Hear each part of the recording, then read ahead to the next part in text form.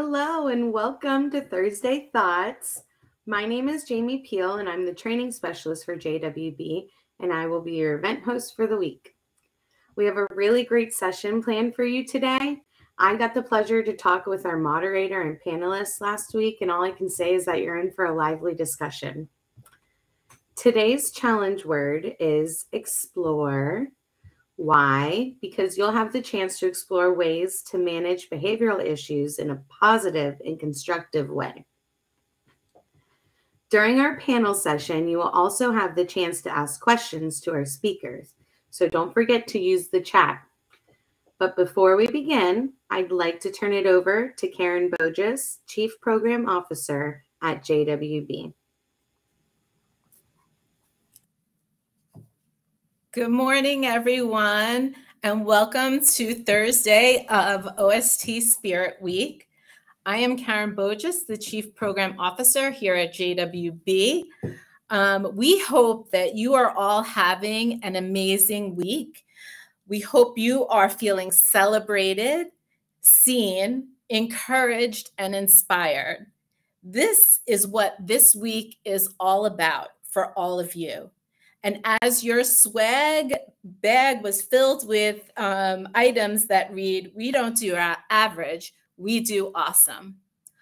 All of you show up to work each and every day, and you have no idea the challenges and the successes that you will face.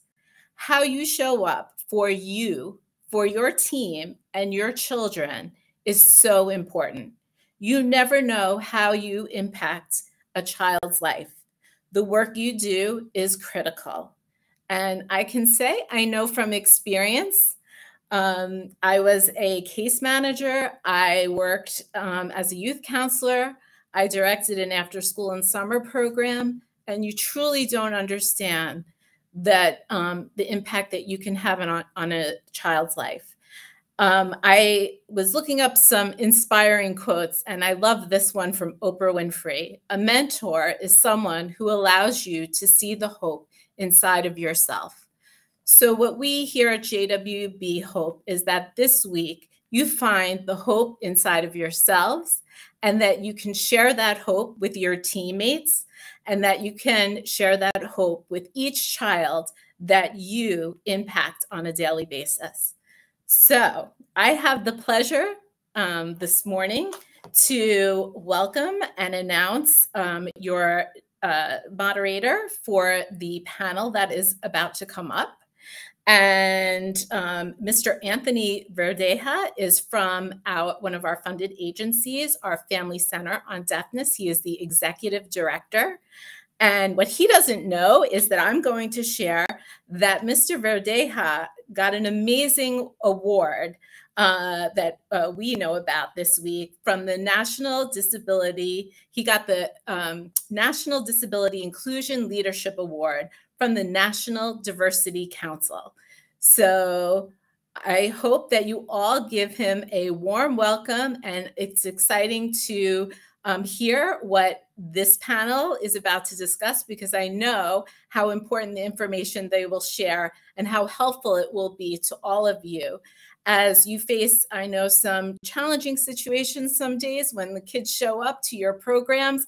Maybe they had a bad day, maybe they had a bad morning, and some difficult, complex situations that they're facing. And then they come to the program and show up for you, and you all work with them and try to continue to inspire that hope.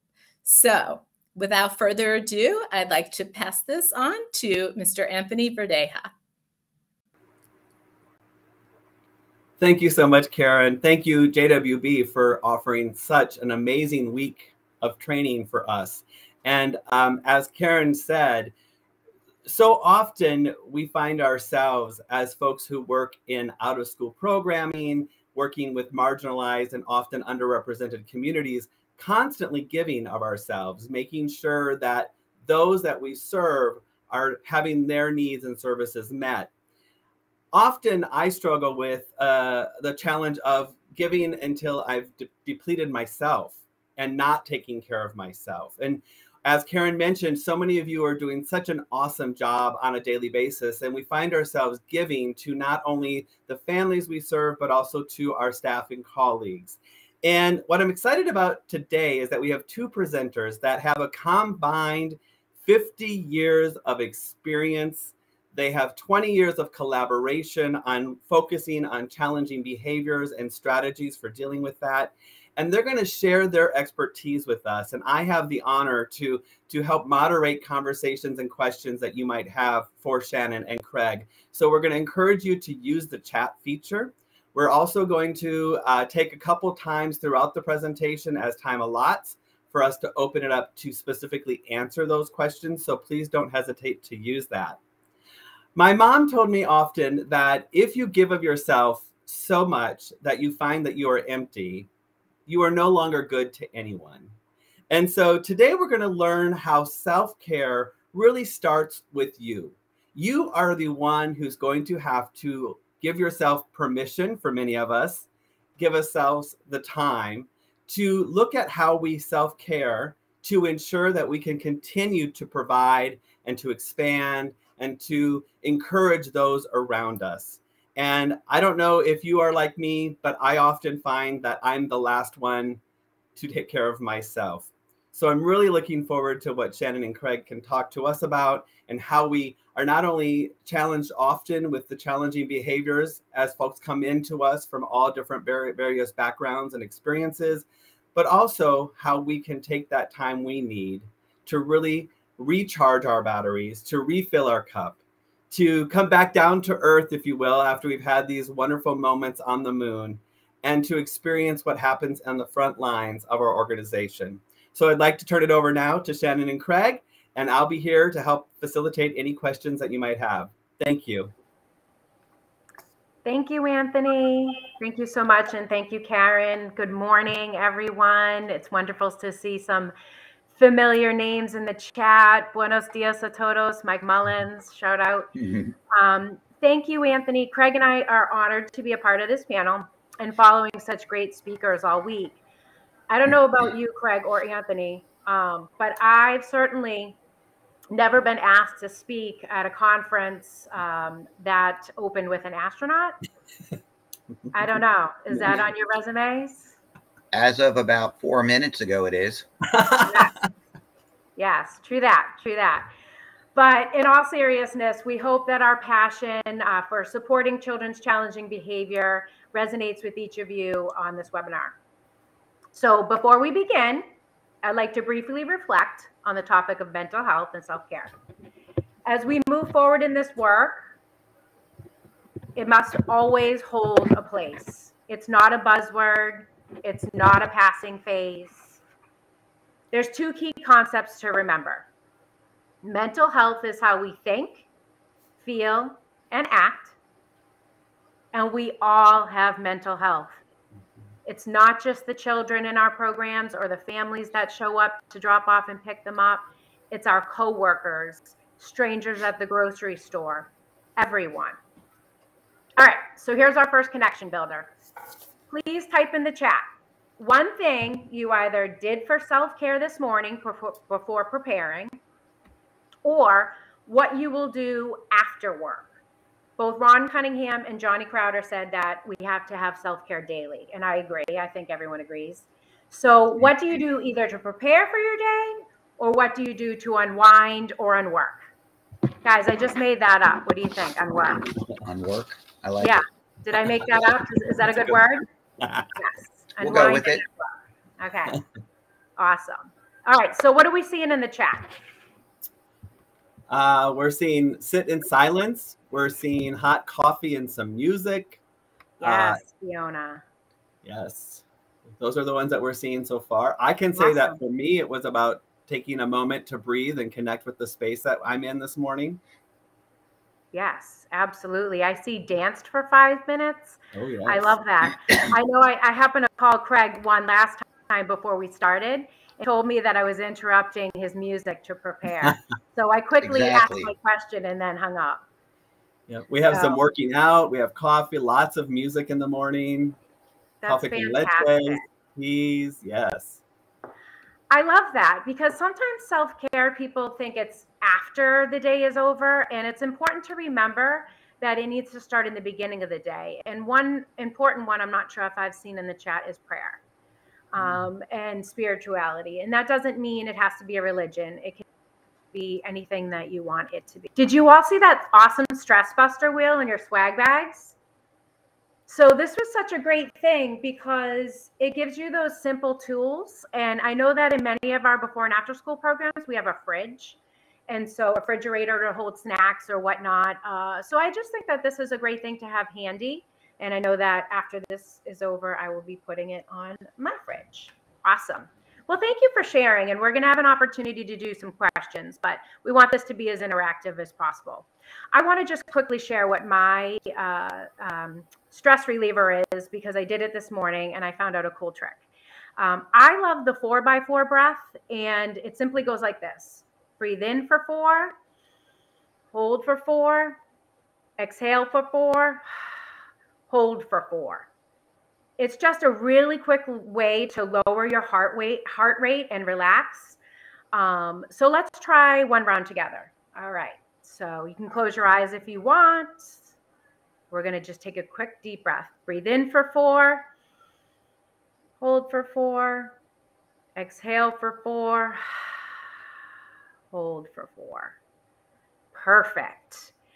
And sometimes I have a hard time keeping on track when I do that for myself. So I asked Alexa this morning, and if you ask Alexa to do the 3-minute breathing activity, she will actually do 4x4 breath. So I want you all to try that out.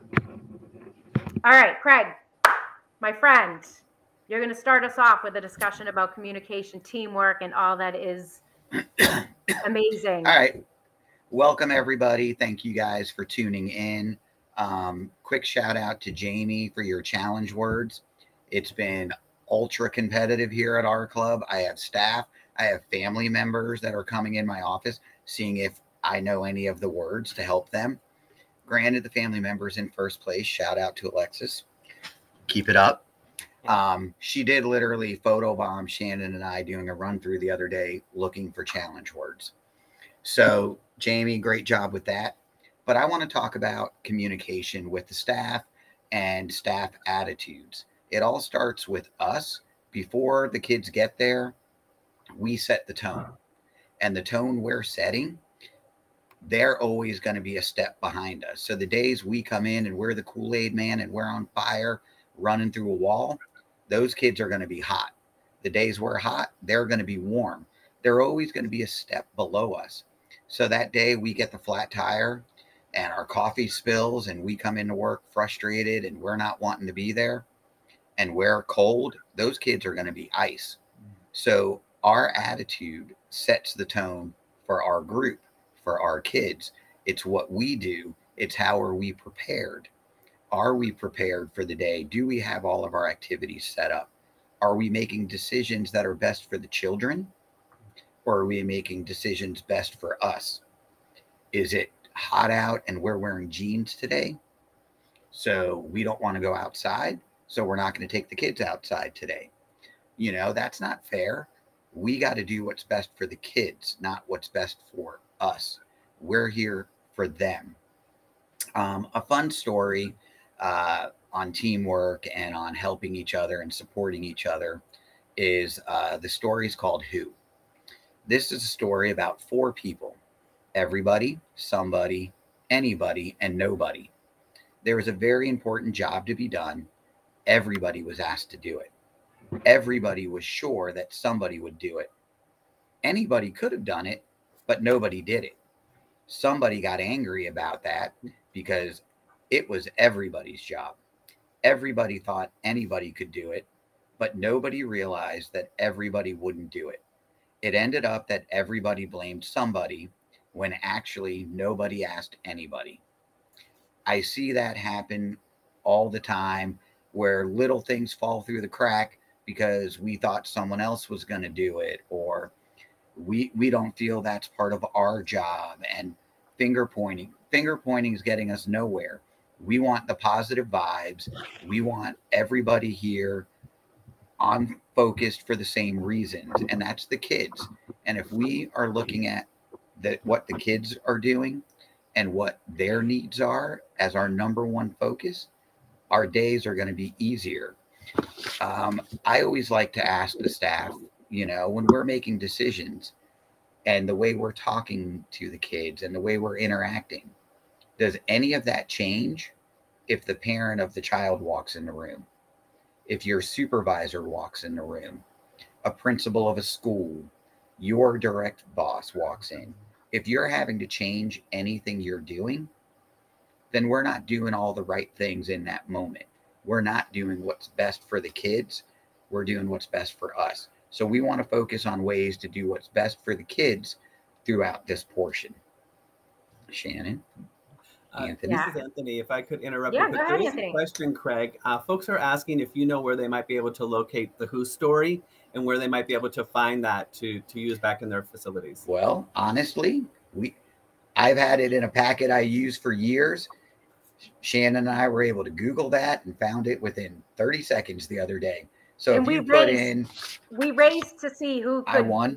Yeah, he did. We raced to see who could copy and paste it into, you know, our presentation the fastest. He did win. So yeah, if you do the everybody, somebody, anybody, and nobody story, it'll Comes pop right up. Yeah. Yeah.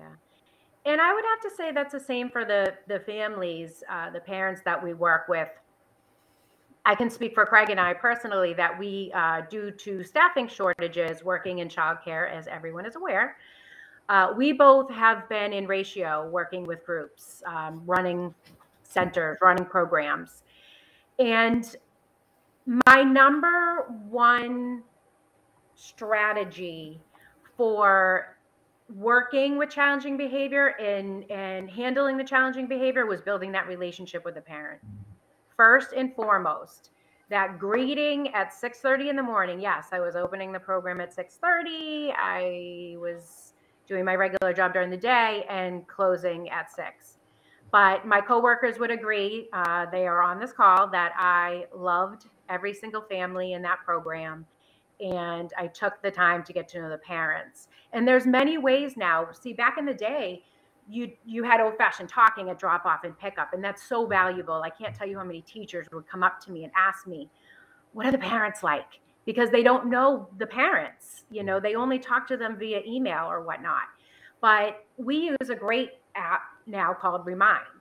And Remind app last year was my best friend. It was such a great personal way to communicate. It acts as a texting app, although you can use it on a computer as well. And it's just such a great way to connect with parents. And it's so successful that we actually at the YMCA implemented it across our counties for us to use as a way to connect with our staff. Because you know how the trickle-down effect. Sometimes you have great training that you want to sell out, or you have an article you want to share, and there's some really great frontline staff that want to have that article. However, they might not have it because maybe the director is out, or there's no director, or the paper gets lost in the shuffle, or it doesn't get forwarded. So just a little side note, the Remind app is a great way to build that connection, not only with your families, with school teachers, with your staff, and it's a great tool as far as technology is concerned. All right, so go ahead, Anthony. Oh, I was just going to say, someone else mentioned in chat that there's another app that they typically use called Class Dojo. Yes. So that's another option out there if folks are interested in that. Yes, Class Dojo is another one that one of our counties does use. And so it's very secure. You know, both of those are vetted within our organization, and those are the only two, communication apps that we're allowed to use with parents. And that's just to set boundaries and make sure that we keep it safe and there's no texting with kids. Go ahead, Craig. Sorry. One other thing, when it comes to our staff, I like to use a cruise line mentality when trying to talk to them about what their roles are. Because a lot of times I see, you know, on a cruise, you're going to need a captain, you're going to need a chef, you're going to need a cruise director, a bartender, a doctor. But the problem is they all play their roles on the boat. When we get to childcare, those roles seem to get blurred sometimes, and group leaders are wanting to do the director's job, the assistants wanting to do the group leader job. Instead of everybody playing their role and supporting everybody else, everybody starts trying to do each other's roles. And that's where we miss the mark sometimes. And we're losing out on our effectiveness because now the director is having to do a group leader role where the group leader is trying to do the director role.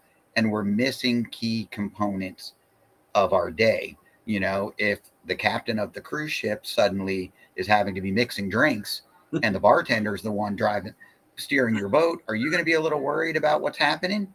So the key thing is getting our staff to stay in their lanes to support each other to make the program as strong as humanly possible.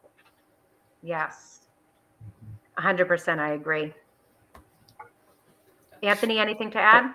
Well, yeah, I love that analogy. Thank you so much. I do too. Because I'm actually thinking for something even as simple as morning drop off for afternoon pickups, and how if we all have that clarity of role and expectation, you really have, as the parents come through and navigate your spaces, they almost will have a clearer understanding of whose roles are where, because they know who to go to with the specific questions. Yep.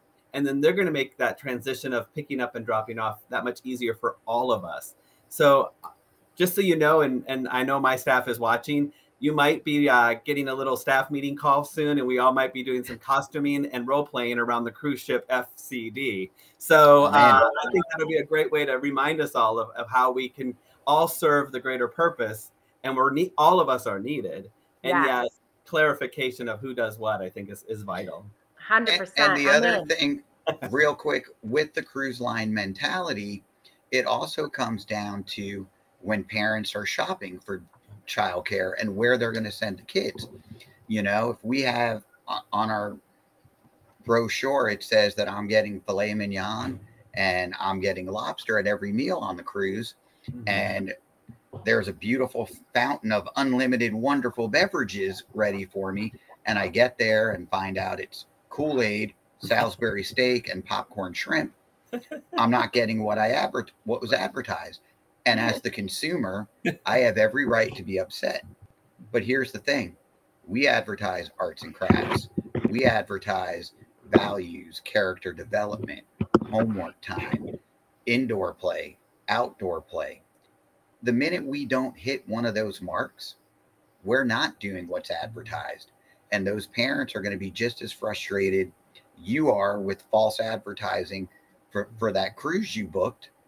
They're going to be frustrated that we're not giving them what we advertised. Mm-hmm. So we got to make sure the staff are buying in to what the vision of the agency is to provide what we advertise. Mm-hmm. Yes, that's so important.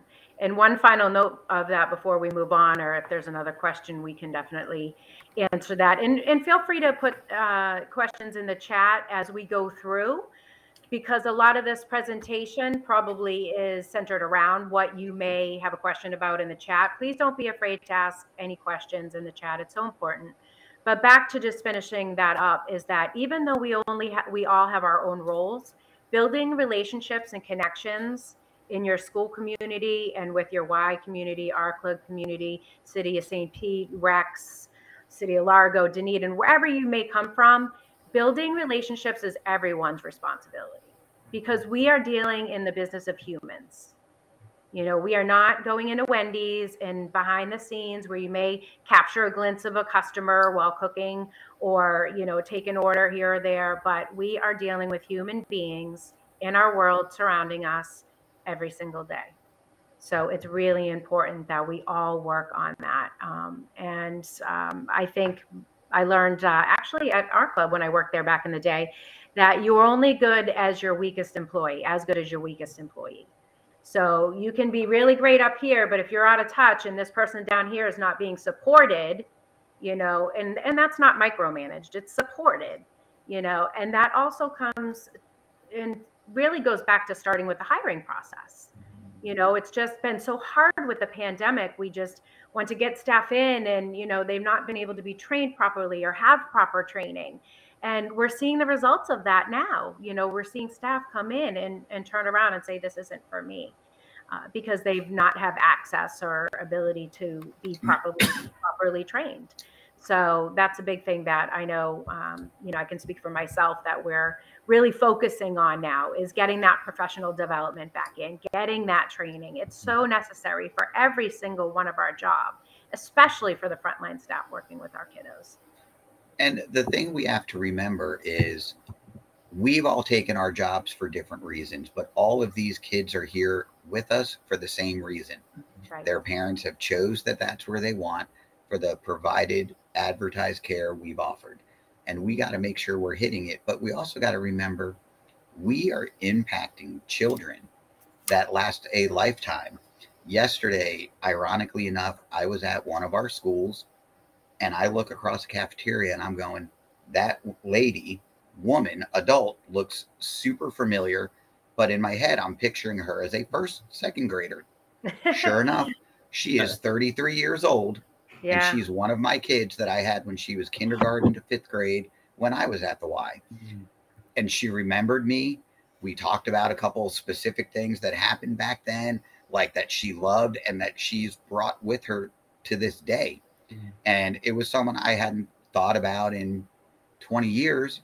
And we both had that moment, and the impact I had with her, she remembered immediately. Mm-hmm. And we got to remember that 20 years later, you're going to bump into somebody and they're going to tell you a cool story about what you meant to them. Yeah, that's great. I actually just had that happen to me too, Craig. I didn't get a chance to share, but I was sharing with my coworker, Steven. I've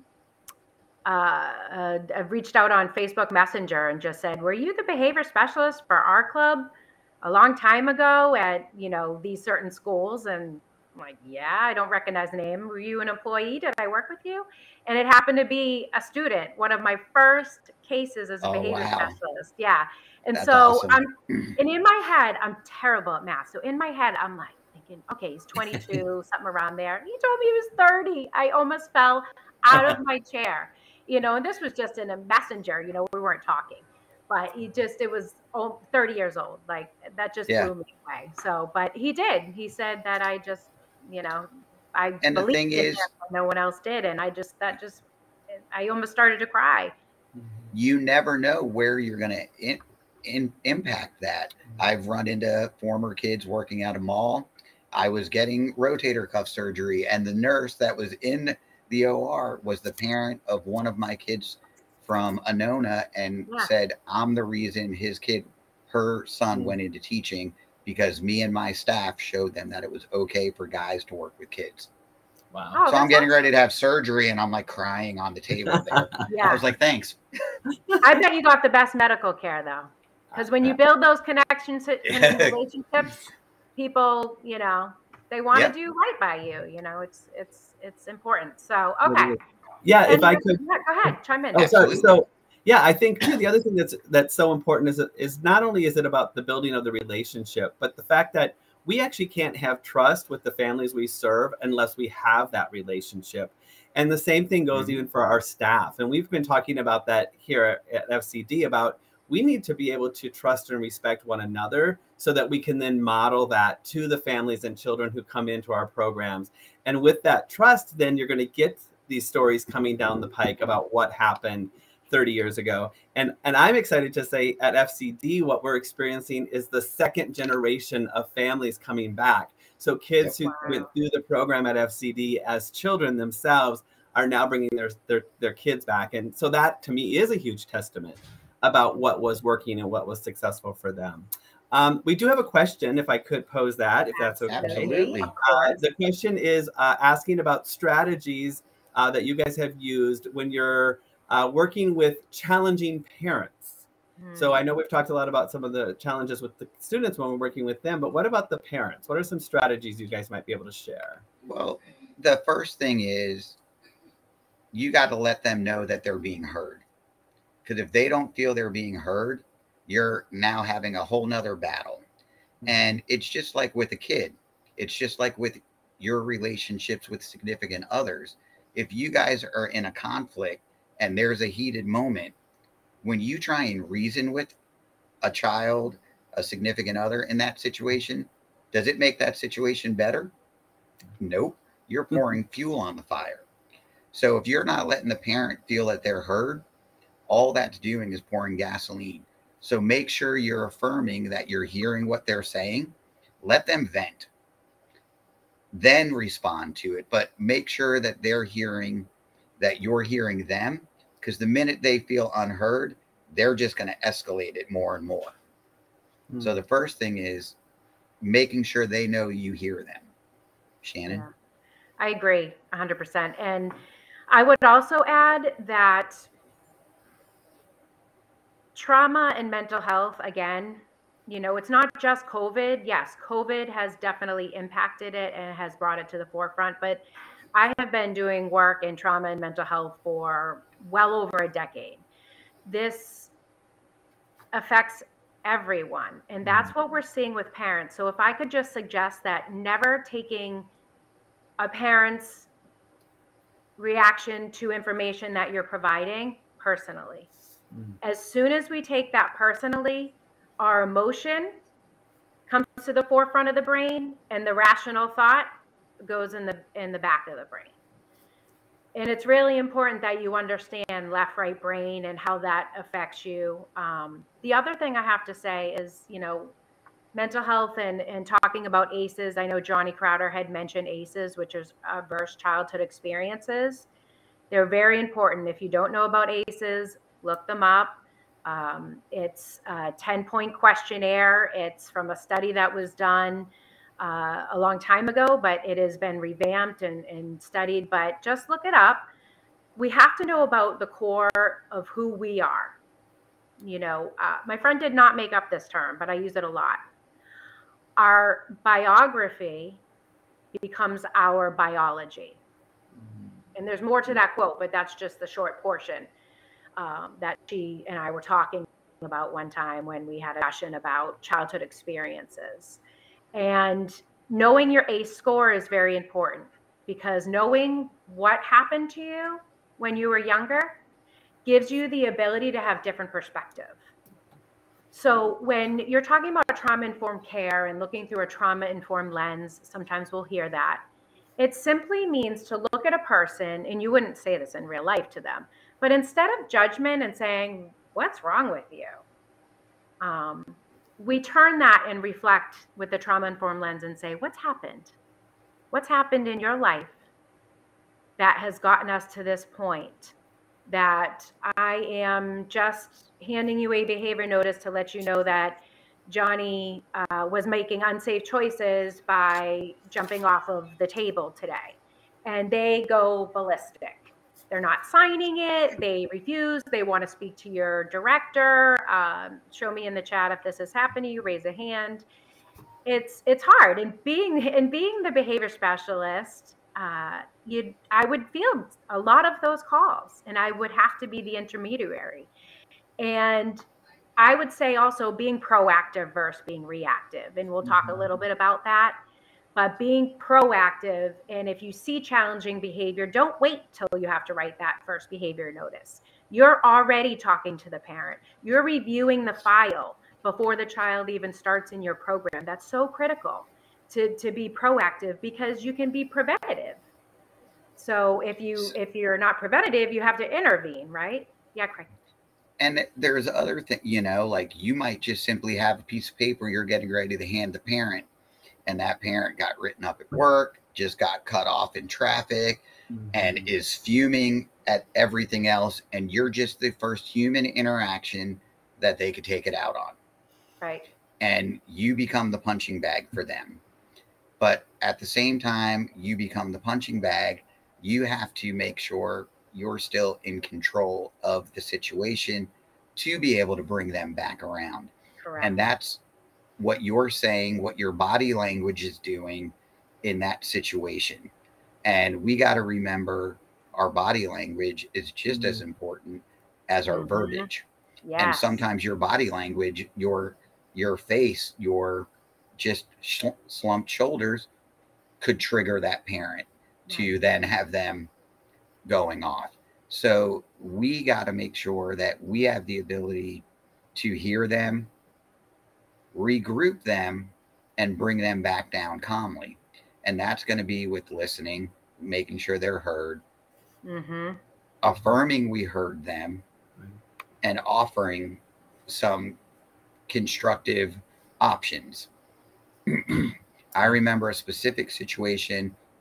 We had a parent meeting for a child, kindergarten, in an EBD unit that was a runner, was violent, got a hold of the garden hose and was spraying parents, spraying HPO, anyone that came within a distance. So we set up this parent meeting, and before we could even establish the names, the dad cut us off and just said, bottom line, when are we kicking out? And then they told us by 5 years old, he had been kicked out of 7 different programs. We were the first program that said, no, we're here to make this work. Right. And the parents, like, they just got this relaxed feeling. They were up and aggressive, and they just sank into the chair. And we're so grateful that someone was going to take the time to work with the child where he's at instead of giving up on him. Became super successful. By 3rd grade, was out of the EBD unit. I ran into him out of middle school one time. Didn't even know he was in the room till he walked up. And I was just like, oh my goodness. Gave him a big hug, loved on him. But that parent thought when we set up that meeting, it was for us to kick him out, and was aggressive coming in. And just the fact that we were investing in their child's well-being changed everything. 100%. That's amazing. And I read something just this last week, a quote, and I liked it, and I think it really sticks perfectly here, where it said, listen to understand. Yes. Before you listen to be understood, or you try to be understood. And I thought, this is perfectly what you're saying, Craig, is that we so often want to react, especially like myself as the executive director. I'm ready to justify why something was done, and I'm ready to defend the staff, and I'm ready to make these proclamations. And often in my head, I've already come to what I'm going to respond to versus to really listen for their understanding. And like you said, just that moment of giving them that space allows them to feel that connection and establish that relationship yet again. We do have a couple of questions. One specifically is maybe some advice on how to deal with a child who's in a classroom environment who just is frequently causing disruptions within that environment. What is there something that we might be able to recommend for folks with that kind of challenges in their rooms? I personally think everything starts with how you set your environment. Yes. Every table should be in a spot for a specific reason. You need to think about your space, think about your running lanes, think about where free space will be, but specifically set things up in a way to control your environment the best. And it said they can't sit still. So then maybe it's flexible seating. I have seen so much growth in kids that are in classrooms that use the flexible seating, where they can stand, where they could sit on the floor, where they're in a rocking chair, they're on a yoga ball, they're sitting on pillows. They have tables that are for sitting on the floor. They have standing tables, and they could switch whenever they feel the need. And those kids are excelling just having that freedom of, I don't have to be stuck sitting perfectly crisscross applesauce. But it's how you set your environment is going to be a big thing on how your behaviors go. Correct. Shannon? Yeah, no, 100% agreed. We speak the same language, my friend. The environment and the relationships are the 2 key things. And the relationships are going to play a factor into the environment at the school, because we work primarily in after-school setting. We work primarily out of the cafeteria and the multi-purpose room. And if we're lucky to have enough staff, we may have a classroom, if we're lucky.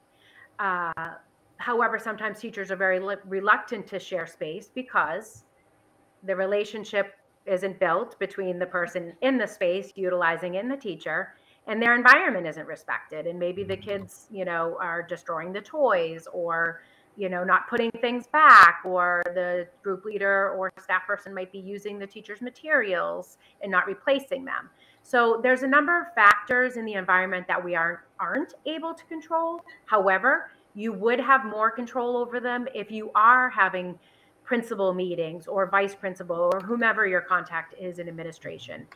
That relationship is critical in order for it to be effective.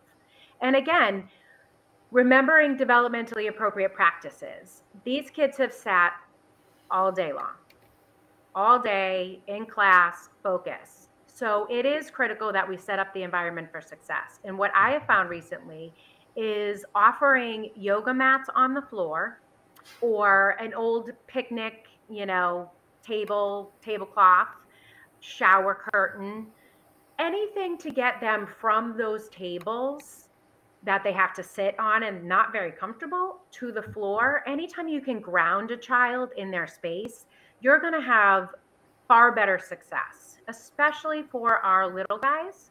We have a lot of newly turned 3-year-olds in our before and after programs, and they're coming from home where they've been through COVID. Now they're transitioning into a school that has 2 teachers, maybe 4 to 6 kids, contained classroom, all the glamour and glitz of all these brand new toys and manipulatives and STEM. And then they transition to a gigantic cafeteria at the end of the day that's overstimulating or understimulating if, like Craig said, you don't have enough activities planned, and utilize that space wisely and make an effort to make the space smaller for our little guys. And have those developmentally appropriate activities. The pre-K and kindergarten do not have homework. They don't want to sit for homework time. So you have to really manipulate your schedule and make sure that outside time is right after they're coming in and checking in and having snack. They don't want to sit down for homework again right after they've come from periods of sitting. So it's really working together between the director and the assistant and the staff, and everyone supporting that schedule and what that schedule looks like. And the other thing I like is flooding the environment with activities, having too much activities available so that there isn't boredom. You set your limits as to how many people are allowed in each area, and that each activity has a specific space that they're being used in that day. Right. And the other thing is, you can't go over your rules and your expectations too much. I will go over the rules every day. I'll go over them multiple times a day when I have a group, so that then this way, if somebody goes home from my group and another child's coming in, they're going to know exactly what the expectations are from this group, because we're going over them so often that it's just a repetitive thing that everybody knows the expectations. But if you have too much stuff out to give them options, the odds of them getting bored are less and less. So if you're flooding your environment with stimulating activities, that's more stuff for them to engage in. Mm-hmm. Yeah, no, 100%. Yeah, some other comments that have been shared in the chat that I think are other great suggestions, like we've heard so far, are using maybe a sandwich approach when we're having to deal with disciplinary action with some of the students, talking about what they've done well, talking about what they need to improve and that kind of thing. That was a suggestion. Another one was giving them more responsibilities and duties as a leader to help with specific projects can be very helpful within that environment. There was a great question too that was posed in regards to, because we're pretty much aware of the fact that we don't often see the return on the investment that we've put into the kids we serve until many years later. It can be daunting, and sometimes it's overwhelming to go back and to be able to, on a daily basis, get up and go back into the environments in which we work. What kind of strategies or suggestions might you guys have to help us stay motivated and encouraged in those moments where it does seem overwhelming? I was at a center yesterday with has new staff started first day of school right around that time. And all of the kids were at after school tutoring program. So we just had some pre-K kids there. And I was kind of doing a little activity. I started to have them line up, and this new staff goes over, and he used just something he's done his whole life, is beatboxing. Next thing I know, he's sitting there with these pre-K kids going, I think it was Boots and Cats, Boots and Cat. And now he has them literally beatboxing, but he's using his own life experiences to enrich the kids. So if you're feeling at that point where you're unmotivated or you're not sure of what you're doing, use your abilities that you have, that you're passionate about, and invest that back into the kids. Like, I'll do improv games with the kids, because improv is something I do. And to see, just, it's something that's easy for me, that I'm passionate about, that then I can get the kids passionate about. So if you have anything you're passionate about, like Shannon used to do yoga with the kids, anything you have that's going to keep your spark going, that you can invest into them, do it. Make your day easier by using your gifts and your abilities. Right. Yeah, 100%. So just in an effort of time, I just want to say a few quick things, give some more strategies, but we can keep the questions coming. And I do love seeing, I love giving jobs. Responsibility obviously elevates self-confidence and esteem, so you would see a change in the behavior. But psychologist Rudolf Dreikers talked about human behavior and suggested that human misbehavior is the result of not having one's basic need to belonging to and contributing to a social group, right? So basically what he's saying is that there's 4 mistaken goals of behavior, 4 reasons why kids often misbehave. So you want to write this down. You can look it up if you want. But I tell my staff PAIR, P-A-I-R. First is power. Second is attention. Third is inadequacy. And fourth is revenge. Now, when I say inadequacy, those are the children that say, I can't do this. I don't know his homework. It's too hard. I'm stupid, right? We can't ignore those children. Oh, you're smart. You're fine. It is very important that we know the reason behind the misbehavior, because there's always a reason behind misbehavior. Behavior happens for a reason. It never just is out of the blue. I have a lot of staff tell me that. Nothing happened. It'll always say antecedent, behavior, consequence. The antecedent is what happened right before he jumped off the table. Well, he was asked to get his homework out. Okay. What was the behavior? He jumped off the table. What was the consequence? He fell on the floor and got hurt. Okay. Those are imperative things that you need to know if you want to change behavior. Because look we're never going to change a child's behavior. We are only going to be able to change our response to that behavior. And we talked earlier about response versus reaction. And this is where it's at. If you're reacting, how did you do that? Why did you do that? Look, you got hurt. That's not going to change a child's behavior. But if you respond, hey, oh my gosh, you got hurt. Are you okay? Wow, you're crying. That must have really hurt. Let's get up and get you a Band-Aid. And you have a caring approach. Talk about the behavior later and why it's a safety issue. You know, we can't talk to a child or an upset parent when they're up here. Like Craig said, we have to allow them to be heard. And it is the same with the child. If someone's having a bad day, you don't want your boss to come in and start berating you because you're having a bad day. You want your boss to say, wow, it seems like you're having a bad day. Go take a walk, or you want to get a cup of coffee, or let's go for a Starbucks run. So it's very important that we recognize that pair. Is it power? Is it attention? Is it inadequacy? Is it revenge? And the one thing I can say, and I know Craig believes this too, is never get into a power struggle. Not with a parent, not with a child, not with anyone. If you get into a power struggle, Jamie, cue up the picture, you will lose. Okay? So this is my daughter, who is now 11. And please, anyone that knows me and knows my daughter, do not tell her I showed this picture. Too late. It's happening. But this is an example of a power struggle I was not willing to engage in with my daughter when she was little. She woke up like this every morning, every single morning. I do not know what happened in her bed at night. It was like she was wrestling a lion. However, this is how she woke up. And I just couldn't fight the good fight with doing the hair. It wasn't at a time where you could just tell them to jump in the shower and comb it out. Nope.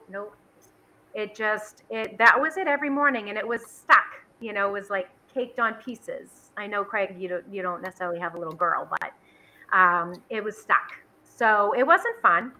And so it takes a village, right? So I had to rely on my village back in that day. And so back in that day, it was her child care provider and my husband.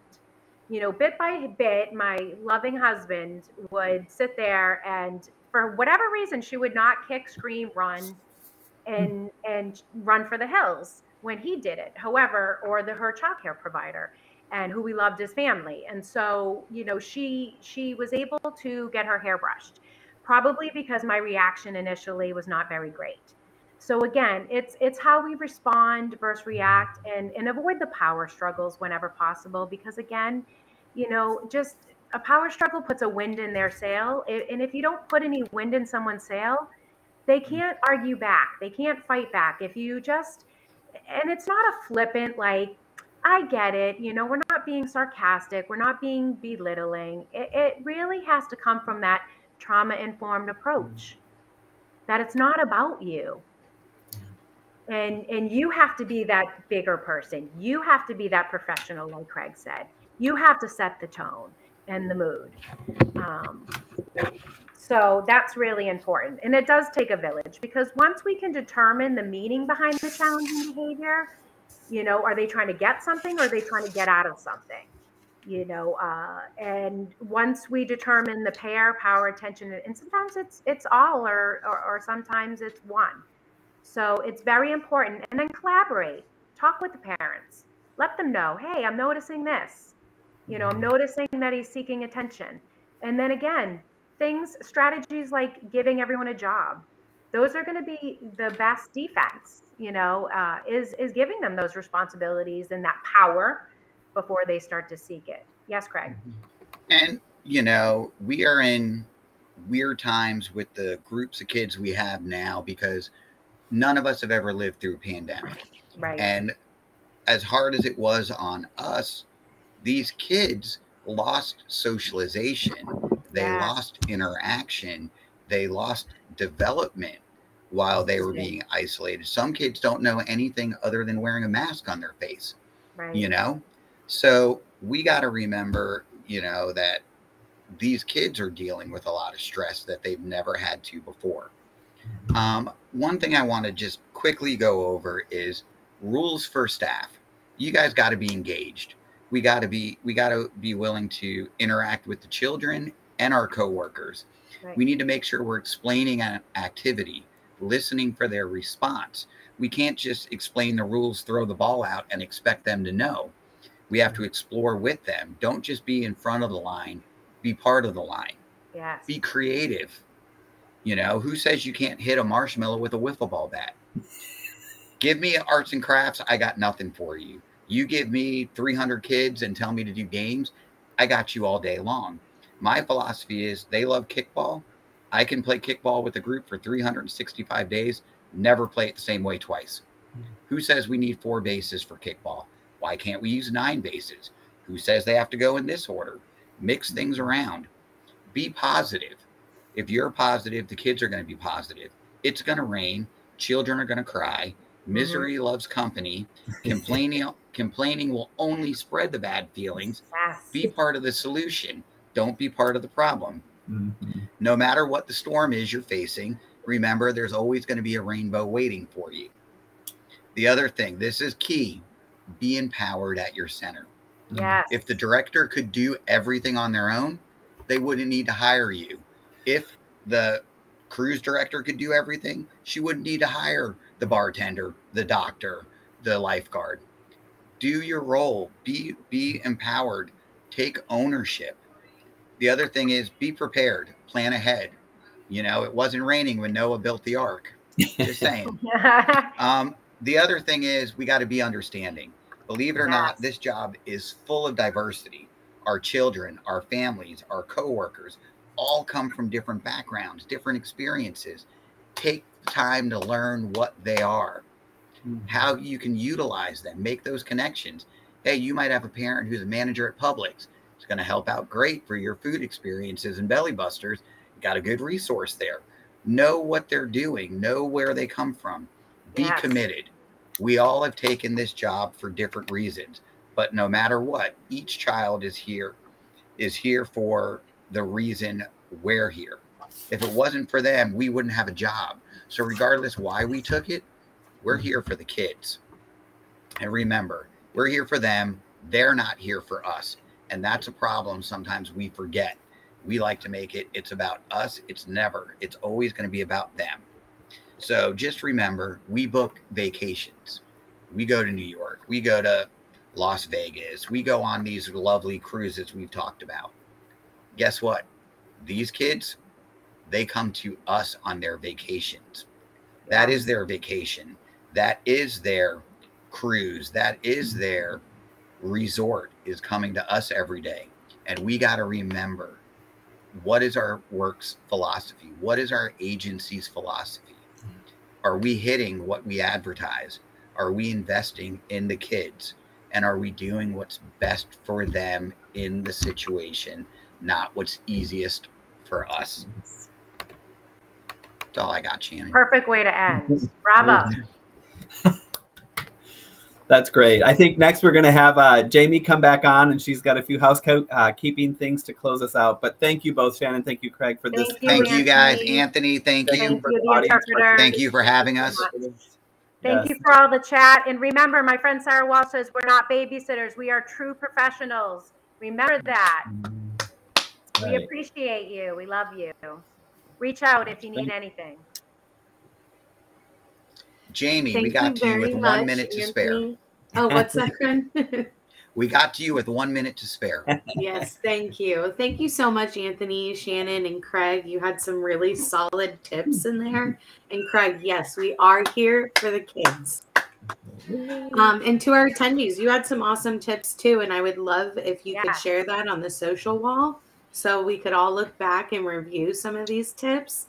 And thank you for all of your great questions. Shannon and Craig have kindly shared some information with us in the resources to save feature. So go on and check that out. How's everyone feeling today? It's almost the end of the week.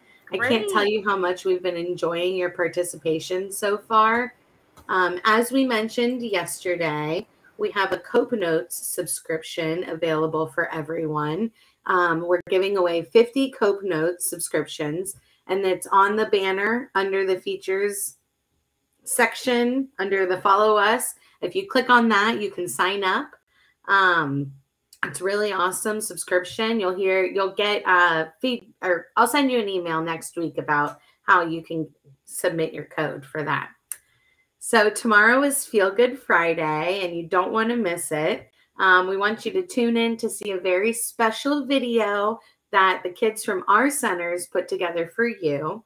And I hope you thoroughly enjoy some pizza and some feel-good moments from our staff tomorrow. We also we will also find out who our top 5 challenge point winners are. So you'll get notified through an email, and you'll have to check in on WebEx to see who won. And we have some really great prizes lined up for those winners. That's all for now. Don't forget to tune back anytime after 8 a.m. tomorrow for Feel Good Friday. From JWB Command Control, over and out.